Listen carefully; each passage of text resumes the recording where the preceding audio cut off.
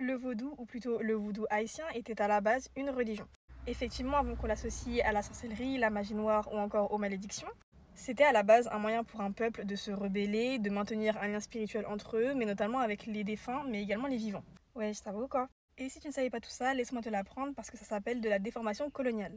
Le vaudou haïtien, à la base, c'est un mélange de différentes croyances au niveau de l'Afrique de l'Ouest, et ça a donné naissance au candomblé au Brésil, à la santeria à Cuba, ou encore au quimbois dans les Antilles françaises. Je vous pose un contexte. Au XVIIe siècle, dans la colonie française de Saint-Domingue à Haïti, on a des milliers d'Africains qui sont réduits en esclavage. Ils proviennent du Bénin, du Togo, du Nigeria et ils apportent avec eux leurs différentes croyances. On va parler d'animisme, de culte des ancêtres et surtout de rituels.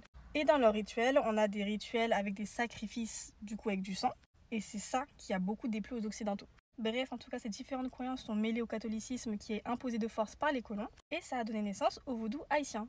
En 1685, Louis XIV va promulguer le Code noir, qui consiste en fait à interdire toute pratique religieuse en dehors du catholicisme. Et les esclaves qui sont surpris en train de faire une cérémonie vaudou sont emprisonnés, fouettés, voire même tués. Tu me demandas pourquoi, même si évidemment pour eux il n'y a pas forcément de raison, mais pour eux c'était un outil de cohésion, de révolte, mais surtout d'espoir. Et ça tu connais, ça leur plaît pas trop. En août 1791, il y a une cérémonie secrète de vaudou qui a lieu à Bois-Caïman. Et cette nuit-là, les esclaves se jurent de se révolter contre les colons. Et cette cérémonie, elle est considérée comme le déclencheur de la révolution haïtienne. À ce moment, le vaudou il s'intensifie, mais les répressions continuent. Sachez que même après l'indépendance de Haïti en 1804, le vaudou était considéré comme diabolique, y compris même par certains dirigeants haïtiens, pour vous dire. Sachez que dans les années 1840 à 1860, il y a des prêtres catholiques haïtiens qui vont se mettre à brûler et interdire totalement les pratiques religieuses du vaudou haïtien. On va avoir des temples vaudous détruits et des objets sacrés également brûlés.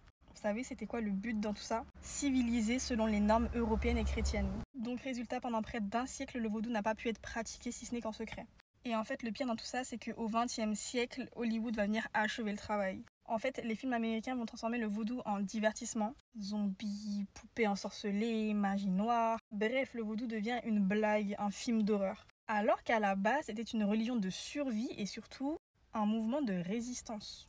Et c'est triste qu'aujourd'hui, on en a à penser que le vaudou est quelque chose de folklorique ou autre, alors que non, pas du tout. À la base, c'était une religion.